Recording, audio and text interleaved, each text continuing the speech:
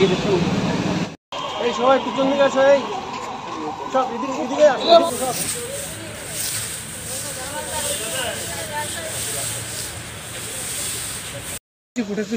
আছে। হ্যাঁ হ্যাঁ, ফটো ফটো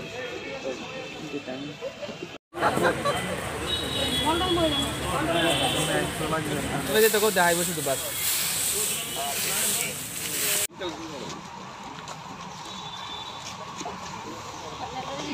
না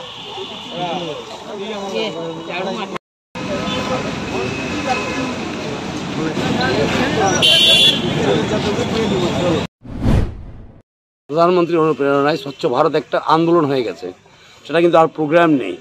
সারা ভারতবর্ষেই যান আপনারা দেখবেন শহরগুলি গ্রামগুলি একটু পরিষ্কার হয়ে গেছে, আগের থেকে অনেক পরিষ্কার হয়ে গেছে।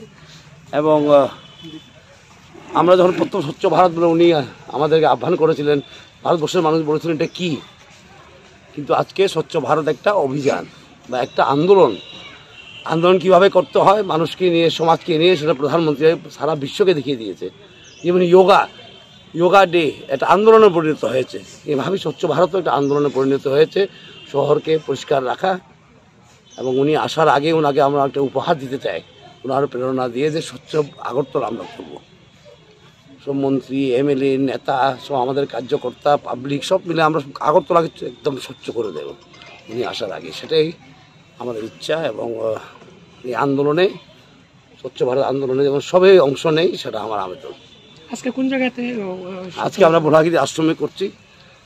আশ্রম পরিষ্কার থাকার দরকার, যতটুকু পারা যায় আমরা পরিষ্কার করে দিচ্ছি আজকে, এবং আগামী দিনেও আবার হবে এটা। কারণ আন্দোলন তো আর থামে না, না? ভারতবর্ষকে একটা মহান দেশ বানানোর একটা আন্দোলন, একটা রাষ্ট্র, শক্তিশালী রাষ্ট্র বানানোর একটা আন্দোলন স্বচ্ছ ভারত।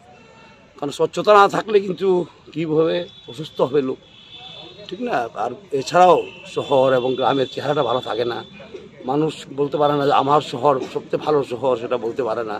আজকে ভারতবর্ষের সবখানে যান, নরেন্দ্র ভাই মোদিজির আহ্বানে প্রত্যেকটি শহরে, প্রত্যেকটি গ্রামে ভারতবর্ষে আজকে এই অভিযান চলছে, এই আন্দোলন চলছে। সুতরাং আন্দোলন করার জন্য ওখানে ঝান্ডা ডান্ডা লাগে এটা না, ঝাড়ুও লাগে, ঠিক না?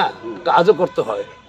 আগে আমরা একটা ত্রিপুরা রাজ্যে একটা কী বলে আইডিয়া ছিল যে যদি আন্দোলন করতে হয়, যদি বিপ্লব করতে হয়, যদি কী বলে কিছু পরিবর্তন করতে হয়, লড়াই লাগে না, লড়াই চাই না, কাজ চাই, ঠিক না? মানুষের অংশগ্রহণ চায়, সমাজের প্রত্যেক লোকের অংশগ্রহণ হলে সেটা এমনি আন্দোলনে পরিণত হয়। যেমন টয়লেট বানানো একটা আন্দোলন হয়ে গেছে, ত্রিপুরা রাজ্যে 2,25,000 ঘর বানানো, এটা গৃহ আন্দোলন হচ্ছে, গৃহ নির্মাণ আন্দোলন, ঠিক না? স্বচ্ছ ভারত এটা আন্দোলন হয়ে গেছে। পানীয় জল, নল সে জল, সেটা একটা আন্দোলনে পরিণত হয়েছে। সুতরাং আমরা বিশ্বাস করি যে আন্দোলন এইভাবে হয়, সমাজকে নিয়ে, মানুষকে নিয়ে, মা বোনদেরকে নিয়ে আন্দোলন তৈরি হয়। অন্য পার্টি যারা ছিল এতদিন, ওরা বিশ্বাস করে ঝান্ডা ডান্ডায় আন্দোলন হয়, ঝান্ডা ডান্ডা দিয়ে কি বলে ভেঙে দেবো, গুড়িয়ে দেবো, লড়াই চায়, পকেট ভরতে চায়, এসব না, ঠিক না?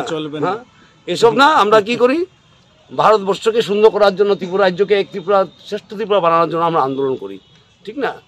ভেঙে দেবো, গুড়িয়ে দেবো, এসব না। আমরা বলি আমরা নির্মাণ করব, মানুষকে নিয়ে যা করবো, মানুষকে নিয়ে করবো, জনগণকে নিয়ে করবো, মা বোনদেরকে নিয়ে করবো। এই জন্য আজকে স্বচ্ছ ভারত।